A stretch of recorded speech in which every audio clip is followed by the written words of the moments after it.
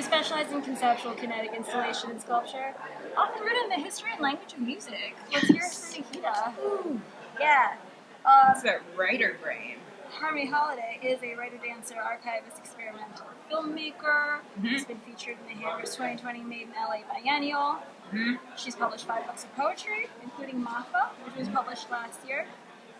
We are here to talk about publishing, editing, translation of format between art forms, using Nikita's 2021 catalog, 2022 catalog, Clarion catalog as our starting point. I'm so glad we could do. Yeah, no, I should put this. I feel like we're doing a dress rehearsal. Oh, I can put this here. Yeah. Okay. Wow, and I'll be like, so like, I'm gonna take this off when it starts. Cool. We'll talk about like process of publishing. So your book features documentation of your work, as well as contributions of many amazing writers, including Harmony. Tell me about putting that together and like what you were looking for in terms of a catalog and ways to speak about your work. Yeah, that's good. Yeah. And then we're just gonna fucking riff. Yeah. That feels good. Yeah, hooray. Will I talk like that? I don't know. I feel like if you, the energy you're bringing next to me, I'm like, yeah. Yeah, I think we're gonna be good because like ladies and gentlemen, put your hands together. Yeah. You missed Candace like yelling across the warehouse. Oh my god! Yeah, how was that? Like artist book signing. Oh, amazing. We only got 5 left. Oh, I love like, it. I love artist it. is present.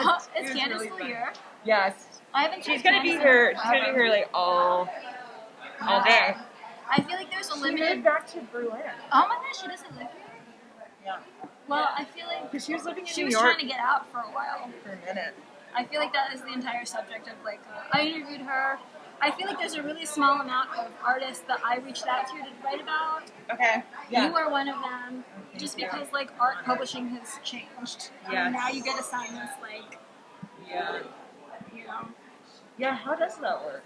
Oh, I'll tell you exactly how it works. Because I sometimes like people reach out and be like, "We want to do this thing. Do you have any writers?" If you see galleries and they have like a lot of their artists in magazines, like T magazines, W magazines, like lots of things, they have a publicist.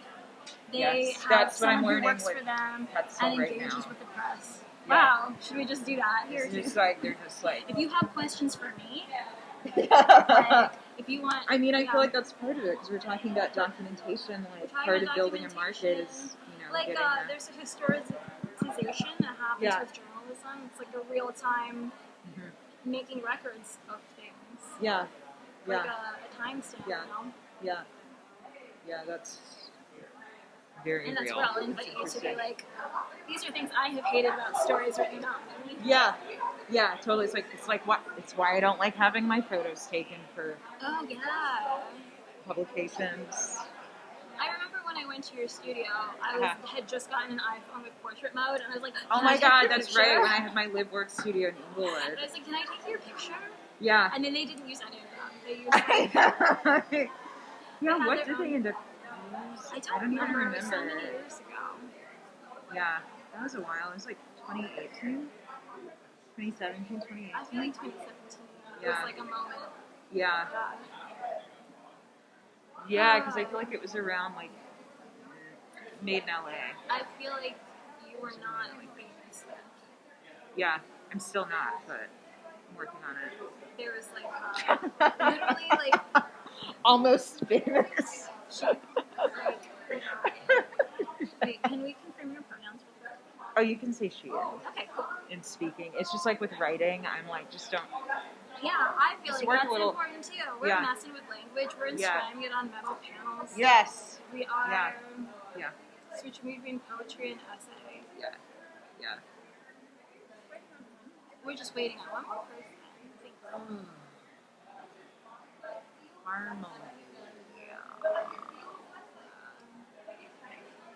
She's spiritually ready. So. She's spiritually ready, but she is really. She's gonna write it for you. Oh my god, really? Wow, that would be amazing. Well, I always show up at 3:15. This is the first time I've ever I been. know, I'm always fucking. This is the first time I've been early, and I'm Oh, like, you should just what's text early it. people do?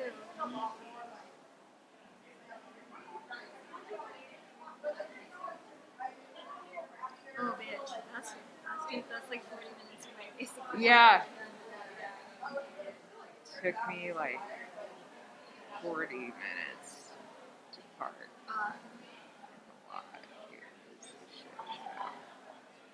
Should we have a plan? plan? Yeah. I feel like it's 3:15 is okay. Yeah. 3:15 is the best we can all do. Yeah. Yeah.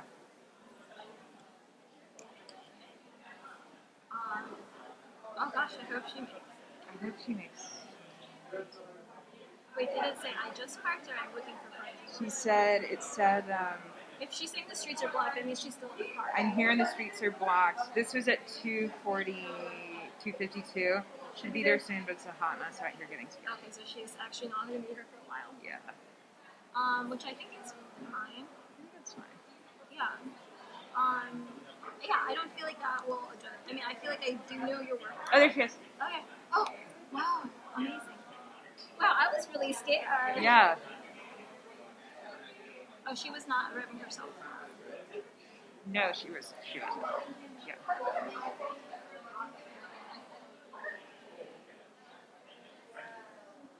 That's great. Correct. And then I guess we just start. Mm-hmm.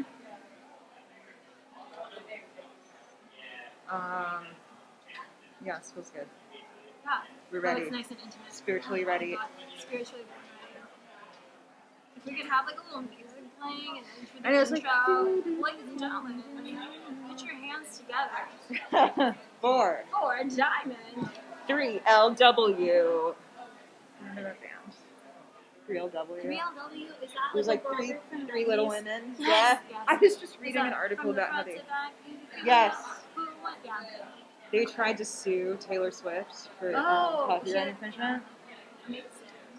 Yeah, they didn't succeed, but they Not tried. amazing. They tried.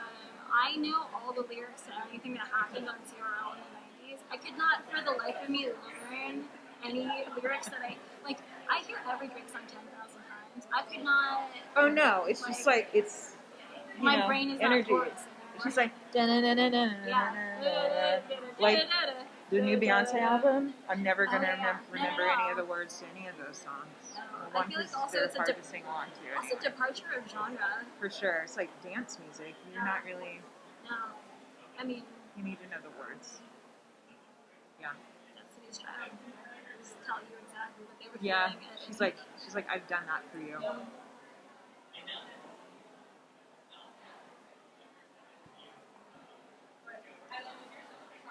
I'm assuming Harmony probably went to the restroom. Wow, they just closed the doors now, and it was just these people. How will party?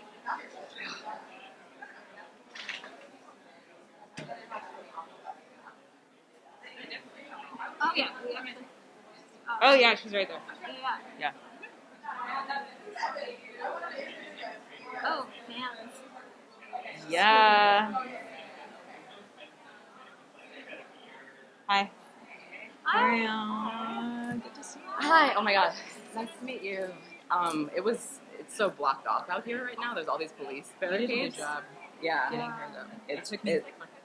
Yeah. We're right on Oh, time. did So. you check it? Hi. Thanks for Parade or getting us here. Yeah. I'm not even. No. Yeah. People who are here can't even get to the actual Geffen, so it's fine. My one friend came with me. There's someone here who I don't want to come in. It's like this guy Joseph, who's kind of like a weird stalker person. Oh my He's God. standing right out there with a bald spot. Yeah. Like wearing them. Mm-hmm. Yeah. So Oh, wearing a Mike Kelly shirt. yeah. Amazing. Well, we're blocking the entrance of that homie. It's like a thing, you know. Yeah. Sorry to have stalkers. Yeah. Thank you. We don't like. Oh, that's fine. Yeah, it's totally fine. Thank you. Oh, yeah. Have we tested? Yeah. Okay. Amazing. Thank you so much. Let's see. Yeah. Okay. You guys have Harmony. Hi, nice to meet you. Finally. Yeah, No. for real. It's been a bit of a frantic week. Oh, yeah. Life. No, Tell you so many things. Yeah. Of course. Evidently. I mean, I thought that, like, you know, people knew. Like, I don't know. I just think maybe he won't come in, but the way he's standing out there, it's still stalkerish. I'm like aghast. It's, yeah, he's come, like, persona non grata, but he keeps showing up to shit. And he worked at the 2220, and he just kind of is having a nervous breakdown. And he's married and shit. It's like a lot. Anyways. Very prescient to our conversation. Fun.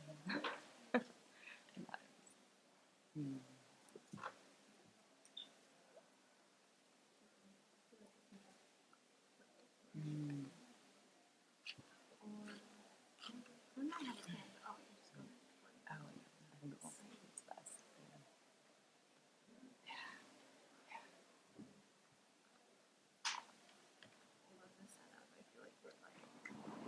In an interrogation chamber. Or we're like a girl group. Yeah. I mean, you can read this. No, That's true. because then that would mean we're interrogating these people. I just watched Basic Instincts. Basic Instincts. Oh, yeah, the Sharon Stone. Cool. Classic. Which one of us is Yeah. Sharon Stone? Which one of Well, you're wearing white. I'm Sharon. Oh, I'm Sharon Stone. Start. Hello? Hello? Is this on? Is it working? Hi, thanks everyone for coming. My name is Janelle Zara, and I will introduce the wonderful artist to the left of me. We have Nikita Gale, a multimedia artist based in Los Angeles who specializes in conceptual kinetic installation and sculpture. Hello? Can you hear me? Yeah.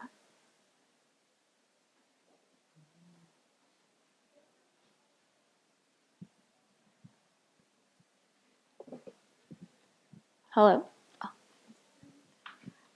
Yes, so I was introducing Nikita Gale, a multimedia artist based in Los Angeles who specializes in conceptual, kinetic installation, and sculpture rooted in the history and language and rhythm of music. We're also here with Harmony Holiday, a writer, dancer, archivist, experimental filmmaker who's been featured in Hammer's 2020 Made in LA and has also published 5 books of poetry.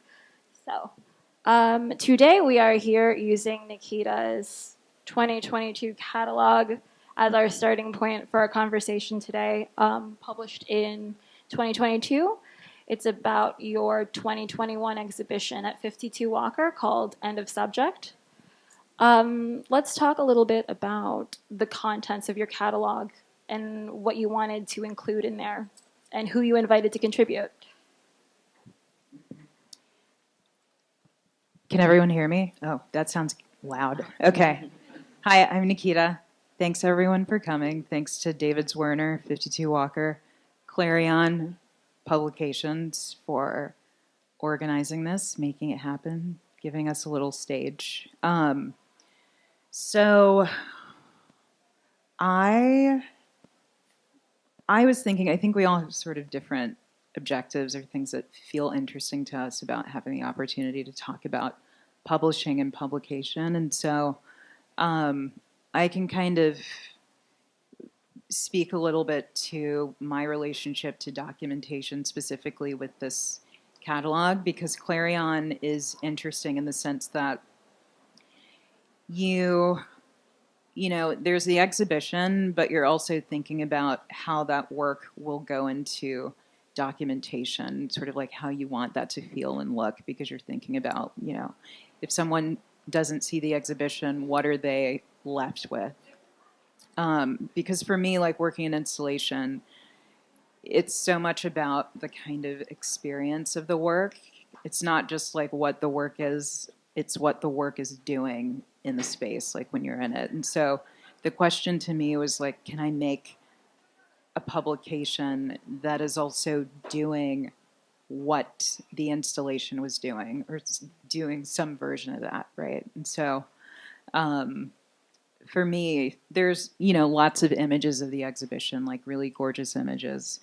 But there are also these texts that are really important to me because they reflect relationships with other artists like Harmony, who contributed a suite of poems about Tina Turner that were written for, they were commissioned during my show that I had at CAM, which is my first museum show ever.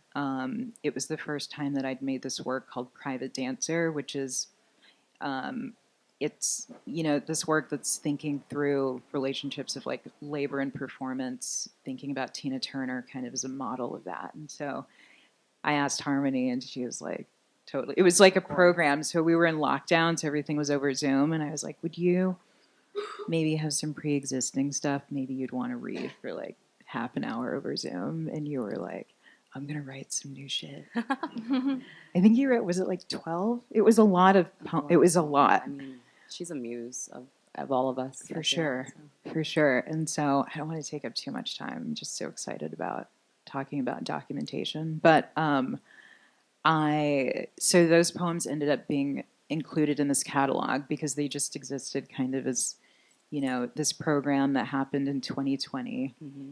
And later it just felt like this catalog was the right place for that to live alongside this text. I think it was like 5,000 words. It was a really long text that Andrea Fraser produced for the exhibition, which came out of this like kind of experiential learning session that we had in the exhibition based on something called group relations process, which is this kind of like psychoanalytic technique that just gets people to sit in a room together and just sort of report on what they're feeling or experiencing. And so the work is just kind of observing what's happening to you in the space, what relationships you notice emerging between other people in the space. And so that's the other text. And then Daphne Brooks, who's an incredible art historian, scholar, Black feminist, like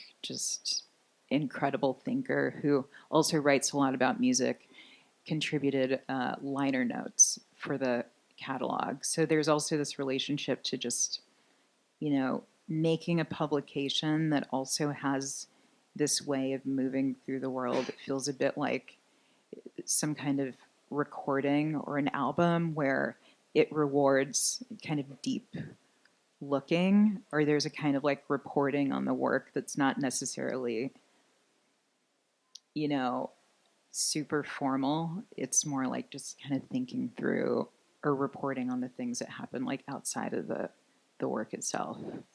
And so, yeah, those are the three texts that are in the catalog.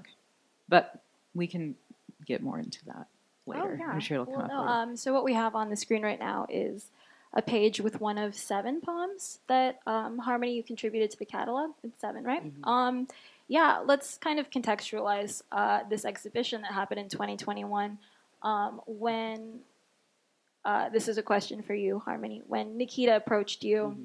you know, what was kind of the brief you were given, or what kinds of thoughts started churning in your head in the creation of your contribution? Yeah, I mean, Nikita and I share a sort of share some obsessions, but also like a relaxed approach to obsessiveness, perhaps, mm-hmm. Especially with music, and maybe not formally. We aren't really musicians, but there's like a level of tertiary musicianship. You're kind of a musician. She plays here and there. Yeah. Okay. I won't speak for you. Sorry. You don't claim it. I have a relationship to music. Same. Even obviously. I do a little of this. They've held a little of that. Yeah. Okay. Nikita's a musician. I am, named for music, and it comes from my family and stuff. My obsession with it. And so, I mean, Tina was around when my dad was around making soul music, and being approached about Tina, and also about this installation that you made, Private Dancer, that involved light and absence, just triggered so much for me and inspired me so much that it was very easy to like go launch into a bunch. I mean, I could write a book about Tina Turner. Yeah. Like her life is just important to me. So yeah.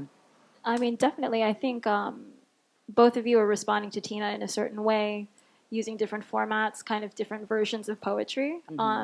Nikita, do you want to talk a little bit about the exhibition itself, which we don't have pictured, but what Tina Turner means in that exhibition?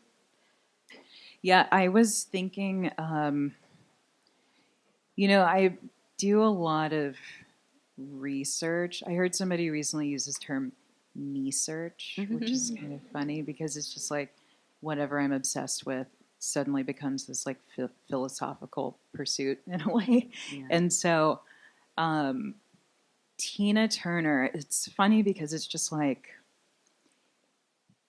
there is something really, it's like her relationship to Buddhism, like the practice of Buddhism, I think really came out through the sort of model that it felt like she was setting. There's kind of like this precedent or almost this like rubric that she was creating through her relationship to work. And so the thing that really stood out to me, especially when I was making this cam work, Private Dancer, is that she seemed to have a very clear understanding of the line between the image of herself as a performer and herself like as a flesh and blood human person who has certain capabilities and limits. And often, like if I think of other, tragic examples of celebrities who've, died of drug overdoses or exhaustion or what have you, there seems to not be, at least, on the public record, like a really clear delineation between the like human body and the image that performs on stage. And so for me, there's numerous interviews where she talks about like, yeah, I'm sexy, but I don't go home and continue being sexy. It's an act. Like she's telling us the whole time that it's like a performance. And when she retired from performing, there's this interview where she's like, I'm really glad it's over. I'm retiring. If you want to see me perform, you can go on YouTube and watch the videos like I do when I want to see myself perform. And she also kind of, laments not ever being able to have that experience of being in the audience to see herself perform live. Like it's just this impossible thing, And so there are all these really interesting, like little pieces of information that you could write, like, books on in terms of just like what the implications are, like philosophically and conceptually. And it just felt like this endless source of inspiration for making work that kind of thinks about, what it means to perform, that relationship between performance and labor, like what are the, the mechanisms and the materials that go into producing this like image of performance or celebrity. And so with the cam work, the piece is essentially like a pile of lighting trusses and working stage lights that are just kind of, it looks like a ruin, like something's just been destroyed, like a stage is sort of collapsed in on itself. But the lighting and everything is still working. There's just no performer there. So it's really about thinking about like that material of the stage that is meant to highlight or like amplify a body in a performance. Because often like when you go to live shows now or like big pop shows, what you're experiencing is not, it's not like acoustic. There's this strange like collapse of distance and space that happens because things are amplified. So it's like you have these crazy speaker arrays and all these lights so that things feel or sound closer than they actually are. And so all of those were things that I was, exploring or thinking about with that work. And it's called Private Dancer because it's totally silent, but the lights are programmed to respond to the Private Dancer album, which is like 46 minutes. And so you're just kind of looking at the lights and everything responding to that recorded performance. Oh, amazing. Harmony, I'm interested in hearing also kind of your kind of reaction to Nikita's work in terms of, these themes about Tina that they're pulling out and what resonated with you. I think there's like a sense in both of your work that celebrity has a dimension of violence to it, to be seen, to be spectated upon, what it means to go from anonymity to celebrity, which is a recurring theme in your work as well. What were you thinking about? I mean, looking not only at Nikita's work, but Tina in general. Yeah. I think what happens with performers who are also like the super performers like a Tina or Beyonce or Prince is that they end up resenting the spectator, but there's nowhere really to project that besides back onto the self. And so you see a lot of internalized self-loathing no matter how loved they become. It seems to like almost like be this like two-way spiral. The more, celebrity or accolades they receive, the more the relationship with the self can be degraded and turn into almost like this kind of objection behind the scenes. And you see, I went back because I'm obsessed with like behind the scenes performers because of watching my dad like be these two different people. And Do you wanna, yeah. talk just a little bit about your dad? Well, my father was a soul singer. He wrote a lot of Ray Charles songs and just had a big like 60s and 70s career. And I was born after it, so I got to see the sort of aftermath of what that did to his mind and body. And I would always go on YouTube when I was working on this suite of poems and look up Tina at home, because it was that, I'm sure you've watched some of these videos where she's like in the kitchen with her homies and like talking about how much it costs to buy these throw pillows, or even like when her friends come over, there's this one theme. I think she had one confidant. I forget. You probably remember the name of this woman, but there were a few. Yeah, was it Valerie? Maybe it was Valerie, who was home with her and her sons and their dog, and she was talking about how Tina looked so gorgeous in this one picture, and Tina looked at it and she was like, she was just vetoing praise at every turn. And so I started to think about like how that resentment comes out as the will to, she wanted the right to disappear that so many people talk about in this cavalier way when no one's even checking for them. But like, she was really, she's the person who should inherit that, or that kind of image is what needs it most as care. So much of what I got from like the end of her life is that she was seeking peace.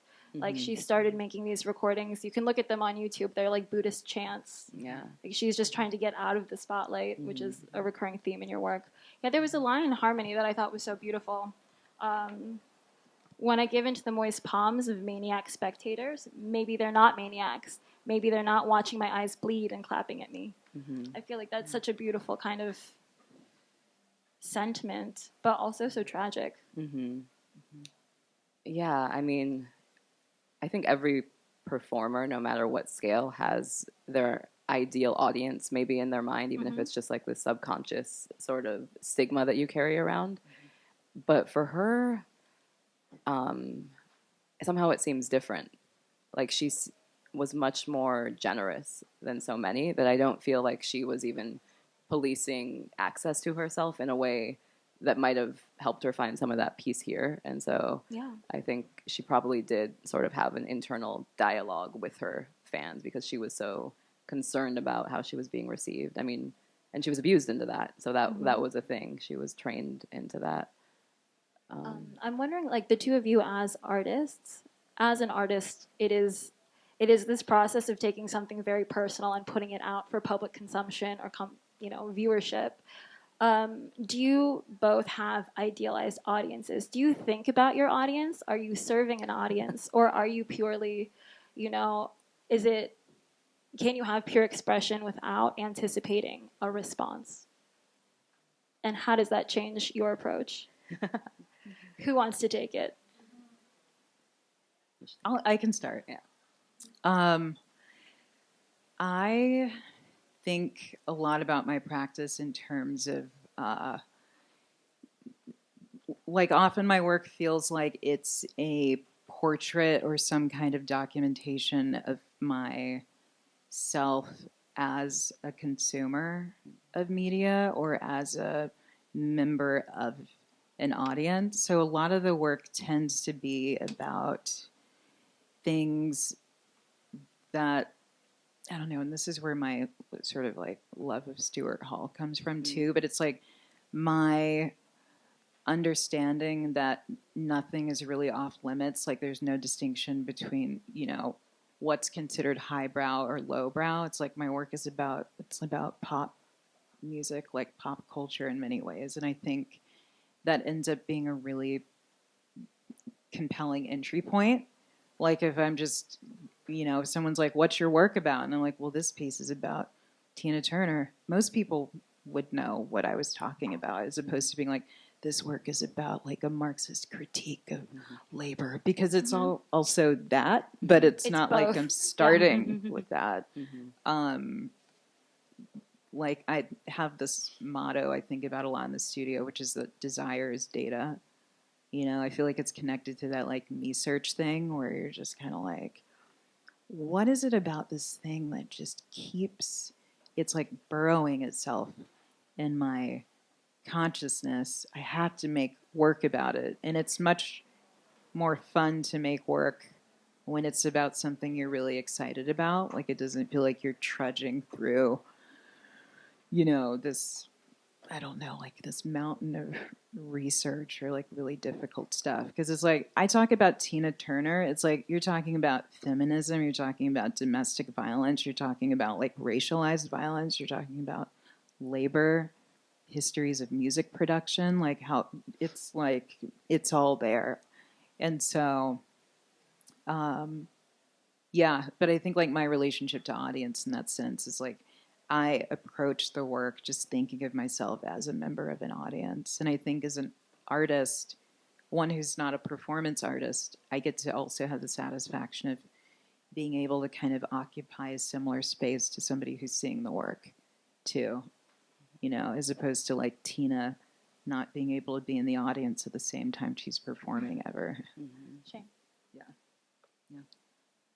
For me, it's pretty basic, but I'm usually talking to the dead, people who can't be there, and that sometimes comes off as like improvising with them or accompanying them in work that they did that they might have not been able to push past a certain threshold because of what was going on then. So it's like extending that project through thinking of myself similarly as like in a band or a collective improvisation with people who can't be here or don't have access to the kind of the freedom to say whatever they want that we kind of now have, even though we're policed, it's not the same at all. So I don't like to be reductive about the fact that I can say more than my father could say, or that we can talk about Tina in a way that she couldn't speak about herself ever. So that's sort of the basic way I think about it. Wow. So when it comes to topics of me search and, having these ideas to, you want to express to the world as an art form, both of you work across a lot of different media, a lot of different like forms, let's call them tools in your artistic practices. How do you go about kind of translating an idea that you have into a built form? What's going through your mind when you think of an idealized format that your idea can live in or communicate to an audience? Wait, Janelle, can I go back for a second? Of course because you I want to can. ask you the question about audience too, because you're an arts writer. Well, let me tell you. And, we're talking about documentation and publication. Yeah. And so that feels important. Thanks for asking. Yeah. I think that as an art writer, there's a lot of different things going through your head because there's a lot of different things you're in service to. So it's like if I interview you for a magazine, which I've done, there is a capacity. I want to be true to you. I want to explain you the best that I can because it's such a thing. I feel like journalists have such like a privilege to be able to write someone's narrative for them with basically no consequences or recourse, right? And so it's like my goal is always to get to the most authentic truth of an artist. Like I really want to understand what is motivating you to make your art. And kind of the struggle with language is trying to, like I have an idea in my mind or in my body, and I want to put that in another person. That's what I believe writing really is, like a transference of whatever impulse is in my brain. How can I put it in your brain accurately? It's very much about choosing words and like working against grammar and not being able to write the way maybe I would talk in real life. Yeah. And, sometimes it's like a choice of like when something is bad, do I say it's bad? Is that the role? I mean, like, who am I serving when I say work is bad? Mm-hmm. Yeah. Yeah. That's interesting because I also think about like, I frequently have had this experience of reading like a review or reading an interview because they usually don't let you Read it before you it's publish just it. like Yeah. it's not it's like against ethics. There's like an Yeah. ethical reason for that, I guess, but I fucking hate it. It's but like terrible. I've definitely like read some things where it's just like this person's agenda is like so it's like the first thing that you notice is sort of like the agenda of the writer or the institution or the publication, and so it often feels like it feels really, I mean, dangerous doesn't feel like the right word, but it's the word that's coming to mind, but to sort of I feel like it's a little invasive. It's a little bit like, yeah, because it's know. like this is sort of building your it's like part of your history. It's, public record. This is what people, who am I to say people will be thinking about me in 100 No, but years? they But will. like, Yeah. that documentation is sort of the what will remain. And so it's like I often think of an artist like Adrian Piper, right, who always meticulously wrote about her own work because of this very thing that is still happening like 40 years later, like after she was making a lot of that work. But What do you mean by things still happening? like, this kind of writing about the work that is not accurate or is sort of like putting the agenda of the writer who, would hopefully be in service to be working like alongside the artist or like in service of the documentation with the understanding of the larger like historical implications of what you're writing, even if it doesn't feel like maybe the publication or whatever is, you know what I mean? And so, yeah, I don't know. I feel just like started ranting a little bit. Oh, Sorry. no. We have a lot on our mind about publishing, I think. Yeah, I mean, Harmony, like, you are on both sides. Like, you write and you are written about. I mean, so what are kinds of, when you're crafting a narrative about maybe a subject, what are some of the concerns that go through your mind? Mostly it's, am I telling the truth? But I don't know about everyone. I don't think that that's enough of a concern as a collective of writers, journalists, thinkers, artists, because it goes both ways. So I think about that in my work, and therefore I have to think about that in the writing on others' work, because otherwise you're just violating yourself and others. Definitely. I want to go back to a question I was asking earlier about how you both work across a lot of disciplines. I'd like to hear from you about, being a storyteller in many different ways, whether it's poetry or filmmaking. How do you kind of align those different brains within your different practices? When do you kind of feel, more steered towards essay and narrative versus poetry, and how do those serve you differently as a creative person? It's a hard question because it's definitely intuitive or like gut feelings that I work by in those senses. But sometimes also when people ask you to do things, it's like if you're, on the right track, it's the thing that you probably should have asked yourself to do anyways. So you're just like being challenged to buck up. And so that's how I came to a lot of different forms. It was like, well, I have to make this archive and it needs to be visual, or I have to tell this story and it needs to be in prose because I can't act like I'm playing and like I don't want to narrate what actually happened. And then there are things that are so beyond narrative, or like what Fred Moten says, like words don't go there type things, where it's like you have to use the choreography that is poetry, which isn't really words once you've done it right. It's like something else, rhythm. Do you ever feel like if parameters are imposed on you by someone else, it's actually a good starting point? It can be. I mean, just on a base level, like writing for a publication like New Yorker, which you probably know. Like there's certain publications that edit you into a pulp of your former self, and you you're sound like, exactly like them. You don't sound like yourself. And, Yes. yeah, it can teach you. It's a good mirroring exercise to even like see yourself how you don't want to see yourself. You know what I mean? Oh. Yeah. Like, yeah. Oh gosh. Yeah. I want to go back to Nikita, something you were saying about, when you were making this book, you wanted to have people feel like they, there was something essential about the exhibition you wanted to recreate through this other format, the book, the page. What were some of kind of the aspects of this exhibition you wanted to preserve for other people? How photographs tell that story or have a limitation? Yeah, Harmony, as I was listening to you talk about that kind of like relationship to writing being edited into a pulp, I started to think about this idea of like attitude and how that sort of can be, how it sort of transitions from one form to another. Like this idea of like when a piece of writing comes out, or I could speak to myself, it's like ideally you want that to be a reflection of like a relationship that you have. I mean, it is for better or for worse, like the relationship that you have with the person you were in conversation with. And so, this idea about attitude, like attitude feels like the word that most accurately describes,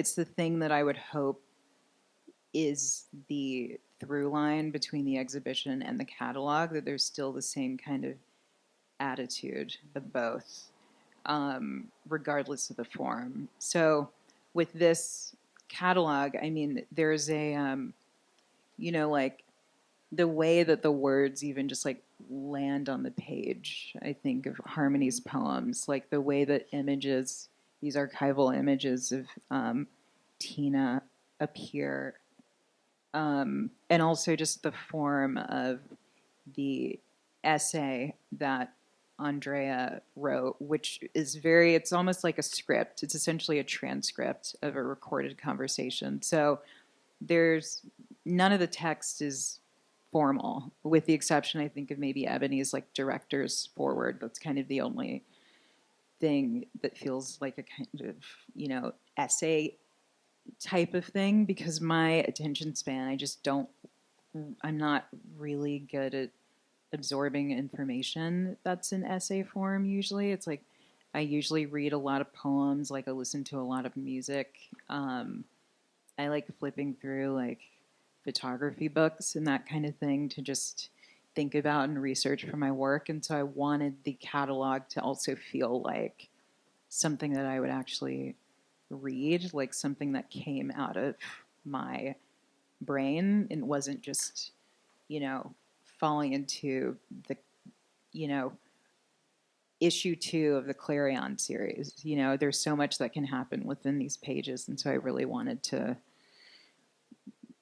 have that same attitude that's like in the exhibition, which is also very much like a collage. There's these vignettes that are sound based, and like there's different lighting sequences, and then the exhibition is just silent for really long periods of time, like 5 to 7 minutes.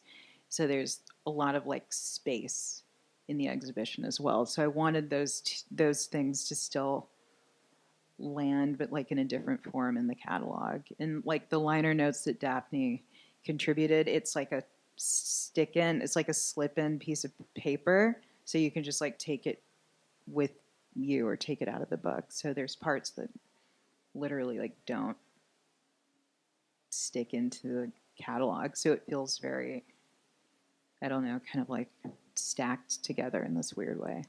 Oh, it sounds a lot like even when I like page through the book, it's not a linear format. It's not following the structure of an essay or grammar, which I think is like the most beautiful thing about poetry.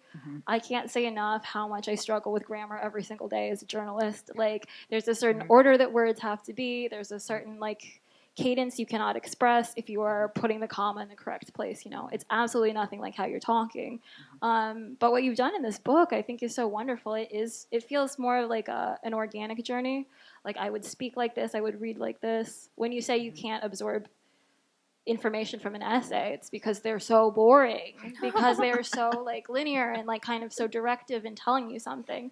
This is a nice little journey that you can take through the pages, and kind of, it is not a literal translation of being at your installation, but it is like kind of an abstraction of that experience of things don't happen in an expected order. Which I think is wonderful. Yeah. Do you want to talk about how you know each other, the conversations you had prior to your commission, and how you kind of, what you had in common and what you're interested in, and how you knew you'd be right for this project? Harmony, do you want to start? Where did you meet? Yeah, Let's talk about I'm that. talking too much. I feel like I'm just Oh, it's now all I'm right. being forced to remember the hardest thing to remember. I feel like it's like triple canopy. Triple Canopy might be the first link. Yeah. But was the first time beyond Cam, the private dancer show, was it not that we met up? Did we meet up before we met up with Jasper? Remember when we met because we were going to start like a theory band with Wow. Oh, it was we met Jasper before that. after. Yeah. But yeah. that's like sticks out in my brain because it was this moment when it was like the first summer we were sort of half back outside. Yeah. And we met in this space that I helped curate on Beverly, 2220 Arts. And it wasn't even open yet. It was just like a budding idea in our minds. And we were talking about creating a band. I don't know. That somehow is like how we're connected. Yeah, to I me. think there was we were sort of like threatening to start some kind of band. Yeah. That still might happen. We were like playing dolls with the idea of starting a band. And drinking coconut water. Yeah, drinking. He brought us coconuts. Brought coconuts, and I have this coconut opener, and we sat outside, and I opened. Yeah, we drank coconuts. Yeah. So that is like, but beyond that, we both like Baraka. You introduced me to that essay, technology and ethos, which that definitely changed my mind because the way. And this is something that we have in common, this like fascination with the way that the ancient fits into the future narrative. Yeah. I think it's a subtle thing, but Baraka, that was like the missing link for me. He has all these essays on Marxism and essays on jazz music and liner notes and obviously his poems. But then this one little, which I had the book in this like Race, like this essay. It's somewhere in one of the essay books I had in my archive at the space, but I hadn't really paid enough attention to it. To realize I didn't realize that was like the entry point for you. That's interesting. The entry, which thing? Like the technology and ethos. Well, I mean, that's just like a node. That wasn't like the entry point, but that was like oh damn, like he was in the future and Can I narrow down my question just a little Yeah. bit? Can I ask you? Actually, I would love to hear you each kind of describe each other's practices. Oh, well, that's spotlights. Okay. Well, I'm going to answer the question about how we. Yeah. Please add accurately since I didn't. Because I do want to add that I feel like every time, like if we haven't seen each other in a while and we're just like, what are you thinking about? What are you working on? We're always kind of thinking about the same thing, which is because I remember at CAM, like you came to see the exhibition because the work was locked down for a full year. It was supposed to open, I think, March 18th, 2020. And then it didn't open until May 2021. And it was open for like a month. So between that period of time, we were able to get into the museum before it was like open to the public. And I was like, oh yeah, I'm thinking about ruins. And you're like, I'm thinking about ruins too. Crazy. Yeah. And then like, I feel like recently it's like we were talking about backstage. Yeah. Which is like, oh, okay, cool. Yeah. Cool. Yeah. But, oh my God, if I had to think of how to describe your Do you want to take a practice. moment? Harmony, do you want to? No, I gotta go. We can talk about the theory band while we think. Probably. Yeah. Yeah, we're gonna play. Yeah. All We're still gonna questions do are it. welcome. I'm getting Feel a free to heart. shout. Get hurt. Yeah. I mean, I feel like it's reductive to even. That's like cop out, but like it is hard to describe the work of someone who is like a polymath and works in a Yeah. lot of different ways. Yeah. So. Yeah. I Well, I will feel like say. you're both polymaths, right? Yeah. Yeah. I would Why not? definitely repeat Right? what you just said, which is true. But Oh. one thing that really, I can say one thing that really inspires me about Nikita's work before I forget Yeah, is tell just me. like the way that I had sort of not taken light into enough consideration because I'm obsessed with sound and rhythm and like etheric, non-visible things. But the way that you have worked with light is like, I think one of the more unique things I've seen, and it's also just really inspiring. It kind of synthesizes light as a kind of sound. Like you Yeah. add a rhythm to it. It dances. It has a choreography. I saw we had a question over here. Yeah. Thank you. I didn't see the show, nor have I had a chance to look the book, but I was struck by what you said about reading reviews I've seen on your show or out in the world. I'm wondering what for you is the difference between agenda and an attitude. I would say I think attitude is more of like a framework, so it feels more expansive as opposed to agenda, which often feels like in the context of writing, like for a review or an interview, is really, it's like a specific, it's like one filter through which something gets pushed. Agenda is a little preset. Agenda is Yeah. set before they get to the studio, before they get to the interview. Yeah. Agenda, a lot of the times, the one thing that I hear artists complain about is like, oh, your agenda was purely market based. Like, talk about my practice in terms of where it's sold, how much it cost. Like, oh, I'm a rising star because this and this. And I find like the superficial aspect, a lot of art media, is that they're not talking about the content of the work. They're talking about something very popular about it. Maybe it brought in, I don't know, like forms of representation that are very hot in media, but they don't talk about how the artist is actually doing art, how they are expanding new forms, types of execution that are related to but not defined by like how they are identify. I just stole your question. Sorry. No, that's, I mean, do you agree, disagree, or yeah, we're talking about your stuff. yeah. Agenda is not, it can't be defiant by nature too. It's like, you can't go against your own agenda. If you go in as a writer, you would have to back up so far that you would create a ruins, you know? Definitely there's agenda that you're just inherently who you are as a writer, and you have your own set of morals and principles. But then there's also this kind of idea that you set a story, like you already think you know the narrative before you get there. And I think that's a problem. Boring. Do we have more questions?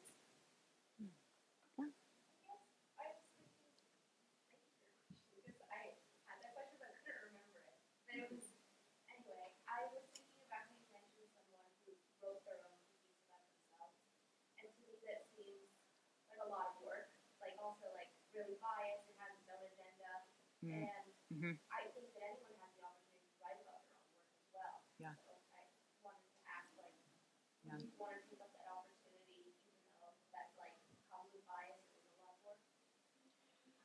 I do write about my work a lot. It's mostly for myself.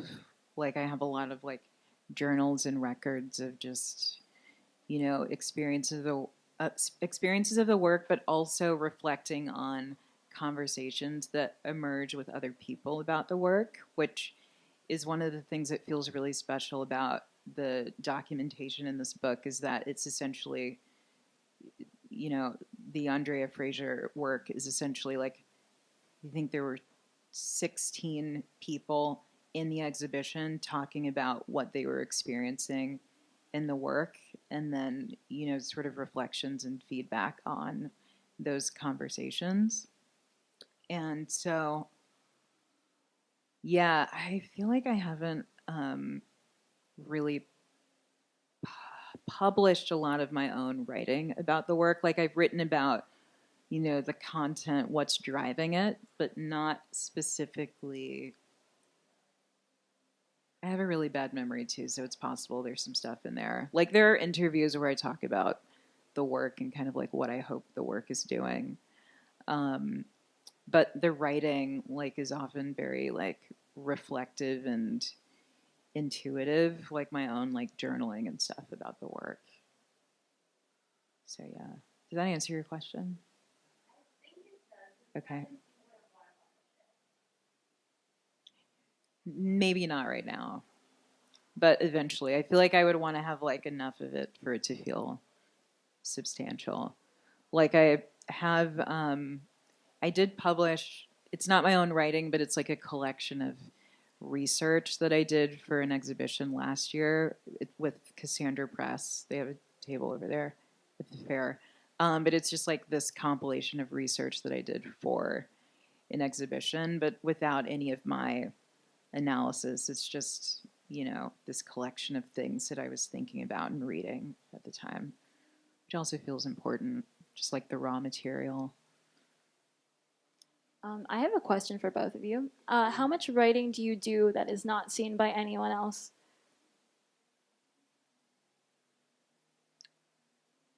I never thought about it. I mean, I write like all the time, so I feel like a lot, but I never think of it as like it'll never be seen by anyone else. There's always like that imagined someone will get into your file at some point. Oh, yeah. But yeah, there's a lot that doesn't get published. No, I think about that a lot. I'm like, Yeah. oh, what if someone finds this after I'm dead? Like, oh, it's so embarrassing. Like, I write a lot all the time, and I have a lot of just kind of things that are in my brain that I need to put in a place, in an organized place. Mhm. I would hate for anyone to see them. It's really hard for me to write. Like, especially, I usually need to have a deadline or some very specific thing to sit down and write something because I just, I would rather make like a sound work or a sculpture. Like that makes more sense to me than writing. Right. And it's just, but I enjoy, it's very satisfying when I do manage to pull it off, but it's really challenging. Not that any of the other things aren't challenging, but it's just less familiar because it's a muscle I don't work out that frequently. I think also when you write, you are beholden to certain structures. I keep bringing up grammar. I hate grammar but when you write, you have to translate your ideas and thought processes into this kind of linear system of rules, which is like an uphill battle. Hi, we have a question here. I'm curious how, if you enjoy having your work documented, if it feels wrong to have your work documented, photographed, or like how it feels to catalog an exhibition that's like an exciting opportunity to expand upon an exhibition, or if it's That is a good question. God, it really depends on what the work is sometimes because there are certain kinds of work, especially sound work. It's like very difficult to document because on the one hand, you're like, is it really just an audio file? Like, no, there's like what it sounds like in the specific room that it's placed in. There's all of this like spatial information that gets lost. So I feel like with sound work, it's really hard for like, I haven't really found like a great solution for that yet. But for the most part, God, it's really hard because there's different types of documentation too, right? Because there's like the documentation that your gallery wants to do, which with the objective of like selling the work, and there's like the documentation that is for archival purposes, for like a catalog, which can be a little more abstract because you're sort of building out a vibe or a sense of like what was happening in a space. But yeah, it really depends on the context for sure. But yeah. Harmony, do you want to talk about documentation of your own work as well? Even Yeah. even like having to have like a still of your films and stuff. Like, how do you find a representative? Do you put a lot of thought into stills? No, I don't put it. It's funny because I do archive a lot of other people's work, just almost on a casual but then formal level too, like collect old out of print things. But when it comes to my own, I am really intentional with how I put together a book and how it looks and what's in it, obviously, and with anything I put together. But as far as, I don't know, this kind of documentation, I mean, we haven't really talked about catalog and publication and stuff a ton, but like there is a certain amount of luxury, having written for catalogs, like the Henry Taylor one for that show that was here and others, the amount of, it's a more luxurious form of publishing than trade publishing. And so that kind of documentation to me, it's interesting what happens with like art world luxury in the form of the catalog, because Do you mean like a physical luxury or like a luxury of being able to make it? To make I mean, it. both. Yeah, Yeah. because to afford it as a consumer of art at a show, and then to actually afford it as a gallery or a museum to make it, and then to be like an artist who is asked to contribute to it. All of these are different economic, like transactional things that happen. But I was thinking about the Audre Lorde, like poetry is not a luxury thing, a little bit ahead of this, and like what she means, because every once in a while I'm arguing with her in my head. I'm like, kind of is. I feel like it's the most supreme. I feel like poetry is the most amazing, I see it luxurious thing two way. ever. It's like yeah. it's a luxury that is also a bit that undermines itself as luxury, because the poets used to galvanize that as the griots who would like travel around and be paid gifts as like the ministers. There would be showers for ministers or poets or things like that, and they would just be paid in the gift economy. And now it's a different thing. The gift economy has become more material, and it's become like, well, you do these things that are sort of like, we're giving you the gift of like, you get to write your poetry in the context of other luxury.